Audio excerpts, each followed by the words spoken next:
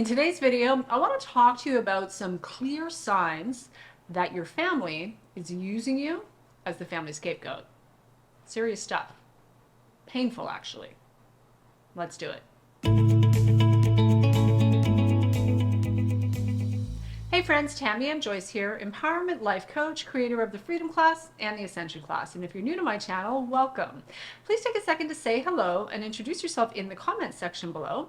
And if you'd like to learn more about how to work with me in one of my coaching programs, there's also a link in the description below this video where you can apply to see if you qualify for a free one-on-one consultation with either myself or a member of my team.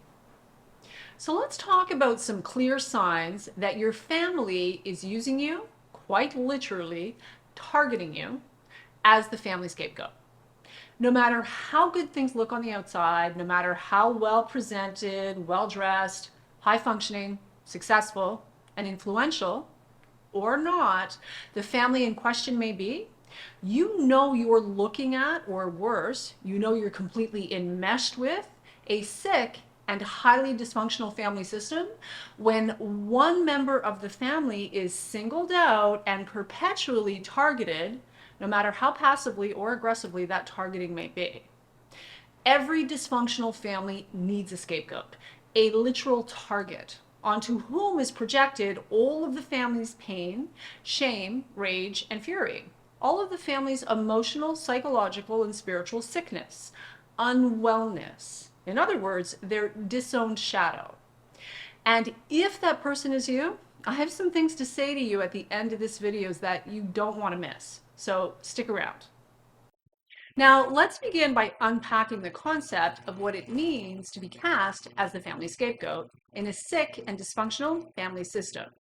To begin with, the term originates from the Old Testament, where all of the sins of the tribe were symbolically laid upon, cast upon a goat. And the goat was then cast out, literally banished into the wilderness, taking all of the tribe's sins and shame with it. Today, a scapegoat is the person who is blamed and shamed for other people's shortcomings and wrongdoings, and quite undeservedly so, I might add.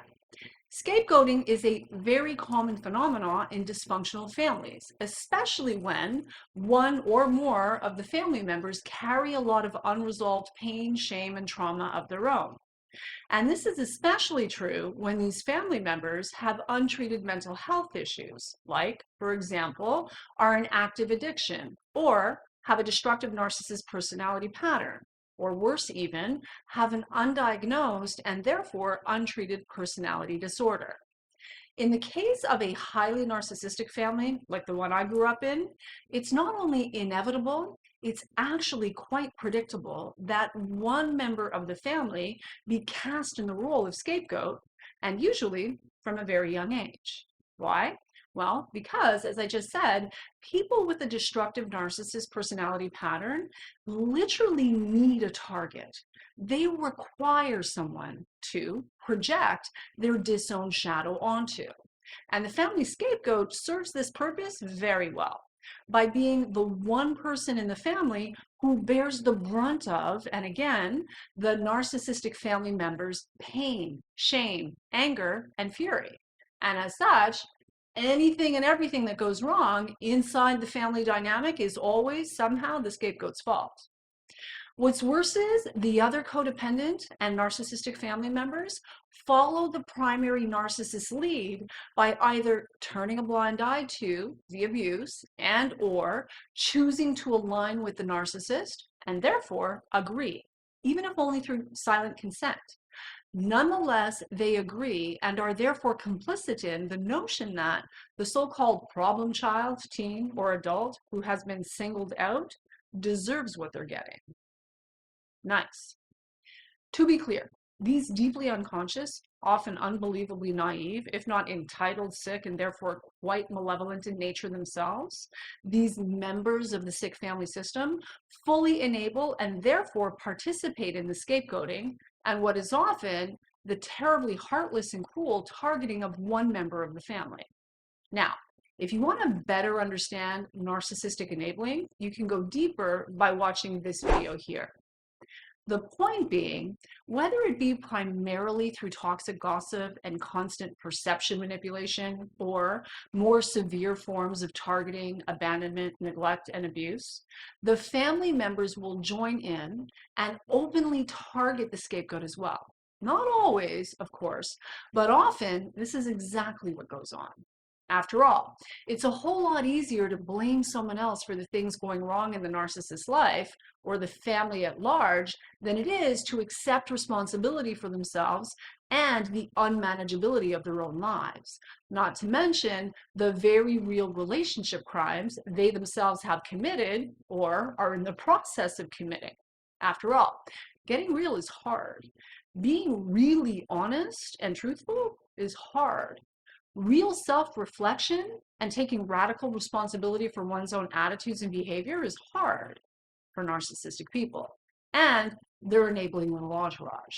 And frankly, people of this nature are not willing or able to show up with the level of self-awareness, emotional intelligence, or personal integrity even, the level of honesty and decency that would be required. So instead, the games being played fully at the expense of the family scapegoat are allowed to continue unfettered. And all of this is enabled via what is typically an unspoken and silent agreement. An agreement that says it's perfectly acceptable and okay to hurt, abandon, reject, lie to, lie about, and malign, abuse, emotionally, verbally, or otherwise, this one target in the family in particular. Now, here's the thing.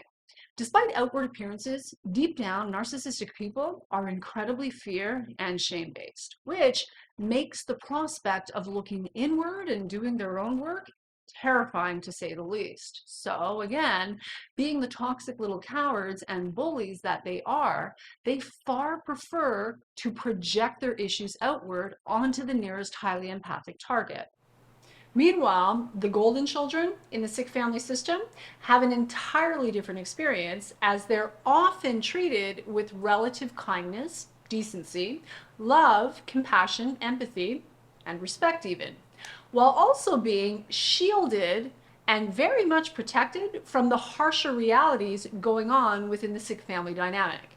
Now, this happens in a myriad of ways, and those of you who identify as having been scapegoated in your family know exactly what I mean. So, not always, but certainly often enough, the golden children can't see, never mind even begin to relate to, understand, or fathom the excruciating pain and very real struggle of the family scapegoat. According to the golden children, everything's fine, normal even, because for them it seems that it is. Again, they're having an entirely different experience within the family dynamic, and they don't even realize the degree their perception has been hijacked, manipulated, and fully distorted, meaning the degree to which they've been brainwashed into believing that the scapegoat is now and always has been the issue, the problem. And this is true in spite of the fact that the extent of the cruelty that the scapegoat experiences should be plain as day for anyone with eyes to see. But for reasons we may never understand, they don't, won't, or simply cannot, will not see it for what it is. Now, with all of that said, let's dive into some clear signs that your family is using you as the family scapegoat. To begin with, you often feel ignored, devalued, isolated, and therefore the message is clear. You are quite unimportant where your family is concerned. As the family scapegoat, you've rarely, if ever, received the love, validation, acceptance, approval, nor consistent feelings of safety, security, and belonging. Never mind positive affirmation or quality time, energy, and attention from your parents, primary caretakers, or other members of the family in positions of authority. And the reasons for this might surprise you. The person cast in the role of family scapegoat, more often than not, is the most highly intuitive, highly empathic, and therefore sensitive member of the family. And as such, is the one most likely to see the family dysfunction, injustice, and abuse more clearly, and will be the one most likely to push against, rebel, fight back, or call it out for exactly what it is. And this can be true even as a young child, which of course only amplifies the target on your back. Toxic bullies and other empathy impaired, often not too bright, sneaky, conniving, highly manipulative, and deceptive members of the dysfunctional family cannot tolerate any pushback or any truth telling. So the scapegoat is treated with, at the very least, intolerance, contempt, and disdain in subtle and not so subtle ways. And if you landed on the planet as a highly empathic human, just the frequency alone that you carry will be enough to trigger and repel deeply unconscious people. Without even knowing why, your resonance alone will be enough to make the narcissistic members of your family very uncomfortable. The more narcissistic they are, the more uncomfortable they'll be. And therefore, it will be easier for them to freeze you out, look down their nose, and treat you poorly, rather than have to admit to themselves the good that you carry, the truth, the light, the very real love that you embody. Imperfect as you may be, human as you are, with all of the mistakes you've likely made, not least as you've acted out from your place of pain, the pain brought on by the abuse you've endured, regardless of all of that, that good in you is now and always has been there, and they can't stand it. Meaning, the good in you disturbs the demons in them, and naturally, narcissistic people will hate you for that. And it's time now for you to see that for what it really is, for what it has always been. In addition, as an empath, the more likely you are to speak up or speak out, or more specifically, the more they've given you, usually behind closed doors, to speak up and speak out about. And because of that, the more likely they will be to go to great lengths to discredit you in every possible way. And they'll do this as a preemptive measure to cover their own ass and make it far less likely that you would ever be believed should you ever dare even consider speaking up, speaking the truth about what really went on. They'll also go so far as to try to humiliate you in front of others, but only when they know they can get away with it, of course, which, if successful, works to keep the power dynamic in play and ensure that you know your place in the hierarchy of the family system, which of course is way down at the bottom somewhere, according to them. What you need to understand is this. This is far more diabolical than simply being treated as a second-class citizen in your own family. Painful as that might be, that's the least of it. The truth is, active scapegoaters, the ones doing the scapegoating, they don't want you to receive any support or encouragement from others. And this is why they work so hard to isolate you, or at the very least manipulate and control the perceptions of others towards you.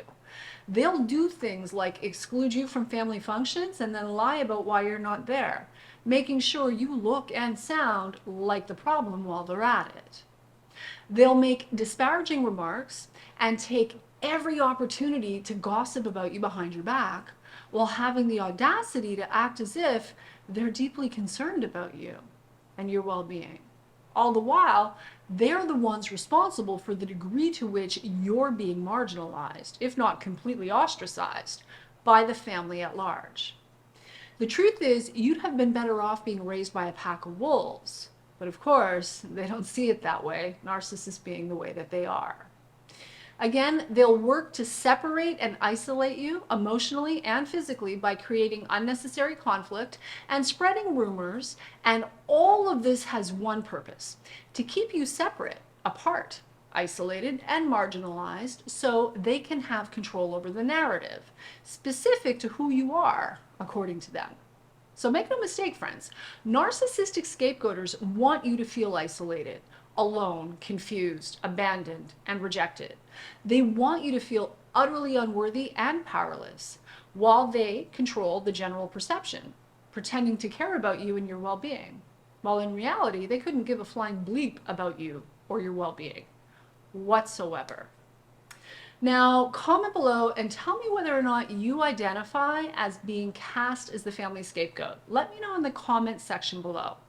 Also, if you'd like to learn more about the possibility of working with me in one of my coaching programs, there's a link in the description below this video where you can apply to see if you qualify for a free one-on-one consultation with either myself or a member of my team.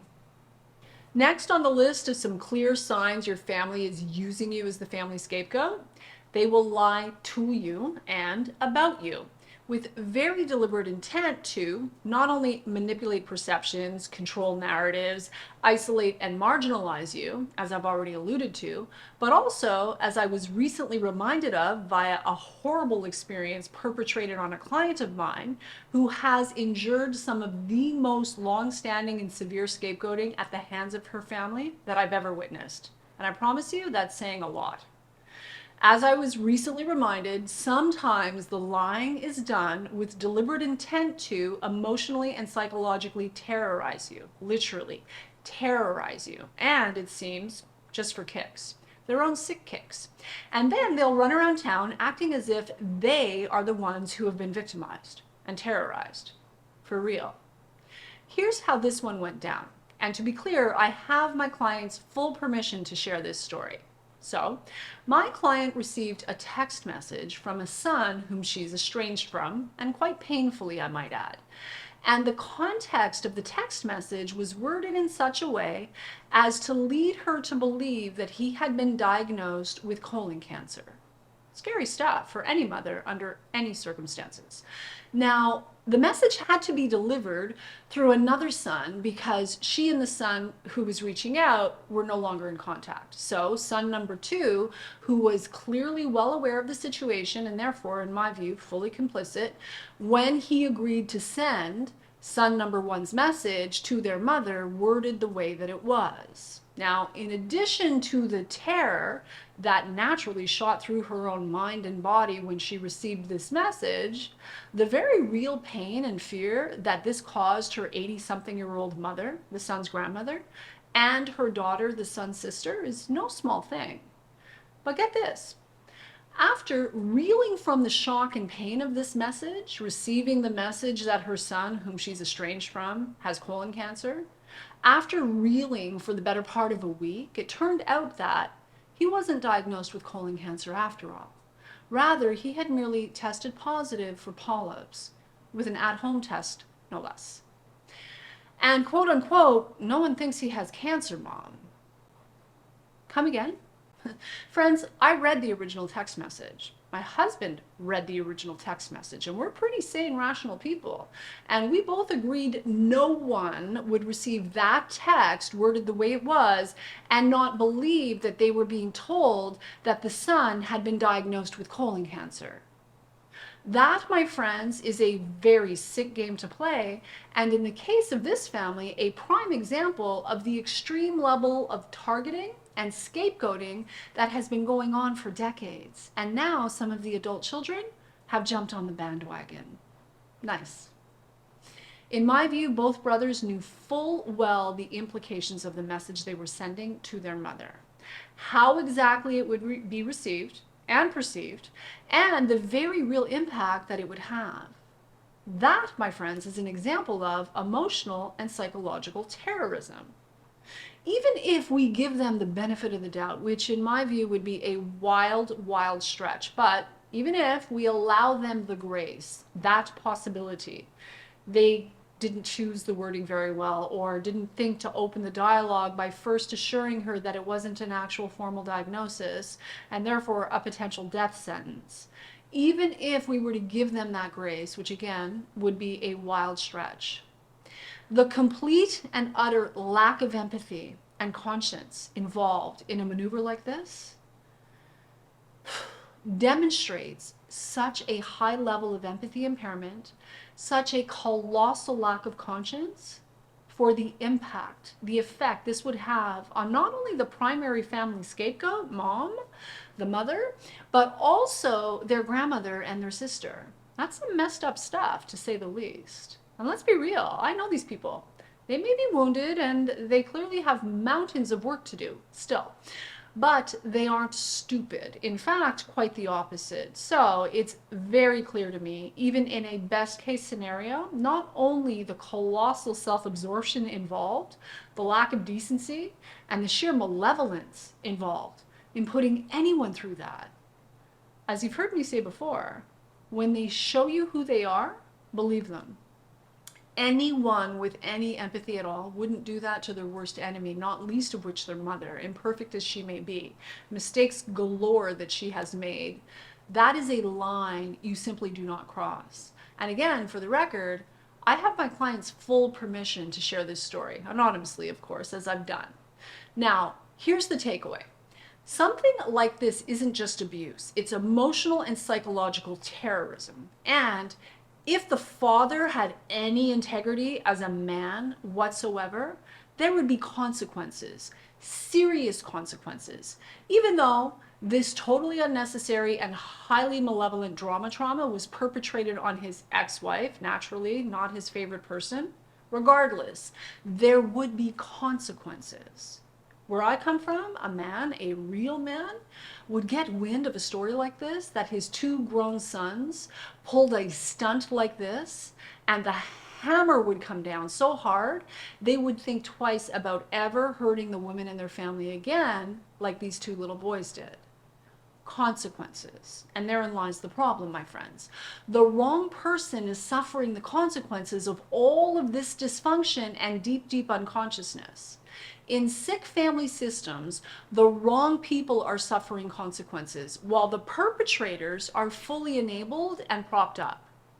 These, by the way, will be the very same people who will accuse the scapegoat of always playing the victim, bringing drama, being bitter and resentful, unable to let go of the past, unwilling to forgive, being the one who hasn't healed or the one who needs psychological help, while they continue to target the family scapegoat in the most vile, cruel, and disgusting ways.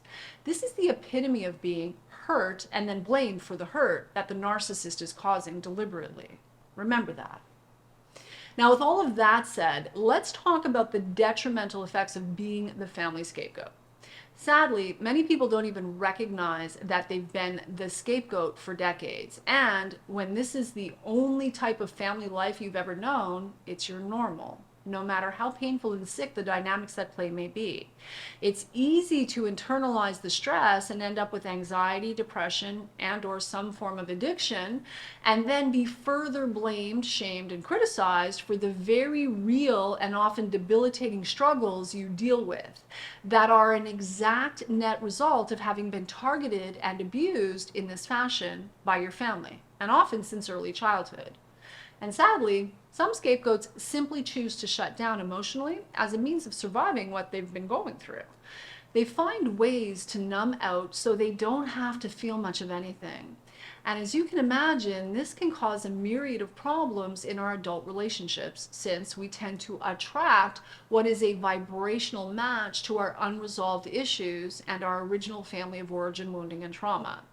This is called the repetition compulsion, and it's very much a subconscious pattern playing out in our adult relationships. So if you're living out a pattern of attracting one narcissistic relationship after another, as well as finding yourself as scapegoat not only with your family, but also in other places, like at the office, in friendships, in social circles, or with your in-laws, and you aren't walking away from the nonsense as soon as you see it for what it is, but rather you feel stuck and unable to advocate for yourself, the truth is you have some work to do in the area of healing and recovery from codependency and narcissistic abuse.